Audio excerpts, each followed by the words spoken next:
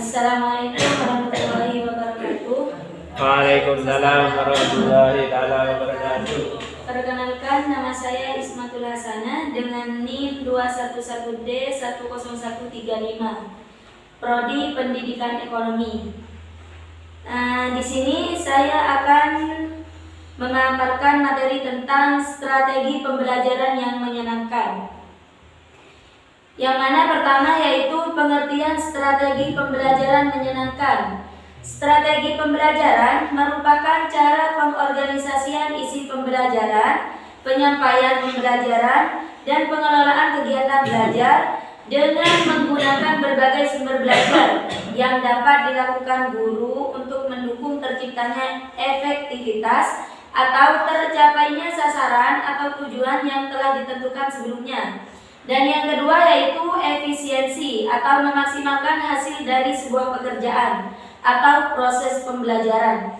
Jadi, pengertian strategi pembelajaran itu sendiri merupakan bagaimana cara kita mengorganisasikan isi pembelajaran tersebut, bagaimana cara kita menyampaikan pembelajaran, dan bagaimana kita mengelola kegiatan belajar dengan menggunakan berbagai sumber belajar, sehingga kita itu dapat mencapai apa tujuan kita dan juga apa sasaran yang telah kita tentukan sebelumnya.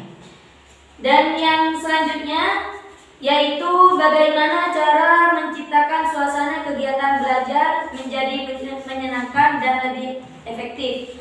Yang pertama yaitu lingkungan fisik kelas. Contohnya ini lingkungan fisik kelas ini semisal kita dalam melakukan pembelajaran bisa menggunakan seperti kartu gambar. Bagaimana kita cara menyampaikan? Semisal kita menyampaikan tentang alam, maka di situ kita bisa menggunakan gambar tentang alam sebagaimana pembelajaran dalam materi tersebut. Yang kedua, musik dalam pengajaran. Dalam pengajaran ini banyak cara, banyak strategi untuk melakukannya, salah satunya dengan musik. Dan yang ketiga, interaksi guru dan siswa. Kalau menurut saya, interaksi guru sama siswa ini mungkin lebih baiknya kita itu tidak selalu dalam keadaan serius. Semisal kita juga bisa memasukkan materi kita itu dengan semisal contoh-contoh yang lucu, apa yang mereka sukai. Biasanya kalau masih anak-anak, biasanya mereka suka dengan kartun. Nah, dari situ kita bisa berinteraksi dengan siswa kita itu menggunakan bagaimana contoh pembelajaran semisal tentang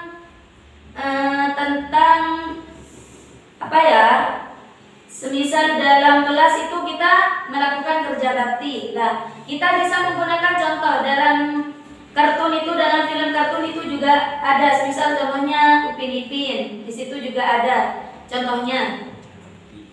Dan yang kedua, tujuan pembelajaran yang menyenangkan. Sebelum dikenakan pada tujuan pembelajaran yang menyenangkan, lebih dulu kita itu mengetahui tujuan pendidikan nasional sesuai Undang-Undang Nomor 2 untuk mewujudkan suasana belajar dan proses pembelajaran, agar peserta didik kita itu secara aktif mengembangkan potensi mereka untuk memiliki kekuatan spiritual keagamaan, pengendalian diri, kepribadian, kecerdasan, akhlak mulia, serta keterampilan yang diperlukan dirinya, masyarakat, bangsa, dan negara. Selanjutnya yaitu teknik model belajar yang menyenangkan di sekolah. Salah satu contohnya yaitu mungkin saya di sini menggunakan 4 teknik strategi menyenangkan yang diterapkan dalam sekolah dapat dipilih ke dalam 4 bagian. Yang pertama, teknik persiapan. Yang pertama itu kita sebelum masuk kelas kita bisa mempersiapkan materi apa yang akan kita bahas dalam kelas. Yang kedua, teknik penyampaian. Bagaimana cara kita menyampaikan materi-materi kita itu sehingga mereka bisa semangat, mereka bisa senang dalam materi yang kita lakukan. Dan yang ketiga, teknik pelatihan. Nah, dalam teknik pelatihan ini kita bisa mengetahui sejauh mana mereka itu mengetahui materi yang telah kita sampaikan. Mungkin siswa itu tidak harus sama dengan apa yang kita sampaikan dalam materi tersebut. Mungkin mereka mempunyai cara lain bagaimana mereka itu memahami apa materi kita. Dan yang selanjutnya yaitu teknik penutup, yang mana di situ kita akan menyimpulkan apa materi yang telah kita sampaikan sebagai penutup dalam materi kita. Dan yang selanjutnya penerapan strategi yang menyenangkan. Strategi yang menyenangkan dapat dilakukan dengan memotivasi tumbuhnya harga diri yang positif kepada anak dan memberikan lingkungan dan kondisi yang tepat untuk semua anak. Jadi dalam strategi ini kita itu dapat melakukan semisal kita memotivasi mereka bagaimana mereka itu tetap positif dengan kepercayaan mereka, sehingga mereka itu berani untuk mengatakan apa pendapat mereka itu sendiri. Dengan kata lain, semua anak merasakan bahwa yang pertama, kontribusi mereka sekecil apapun dihargai. Mereka itu mungkin bisa berpendapat jika kita itu bisa menerima apapun pendapat mereka itu sebaiknya kita terima. Dan itu merupakan contoh bagaimana kita itu bisa memotivasi mereka untuk lebih semangat lagi dalam pembelajaran itu sendiri. Yang selanjutnya, mereka merasa aman fisik dan psikis dalam lingkungan belajar. Jadi dengan itu kita itu bisa menyelamatkan, oh berarti saya berpendapat seperti ini, berarti saya ada apa-apa. Nah, jadi dengan seperti itu mereka itu akan lebih semangat lagi bagaimana mereka itu akan mengutarakan pendapat mereka itu sendiri. Dan yang terakhir yaitu gagasan mereka dihargai. Bagaimana kita menghargai gagasan yang pernah mereka utarakan kepada kita. Setidaknya kita itu bisa menerima apapun yang mereka dapat dari materi tersebut. Dan mungkin hanya itu penjelasan dari saya, dan selanjutnya mungkin ada yang akan bertanya. Silahkan. Yuk, pertanyaan Yuk.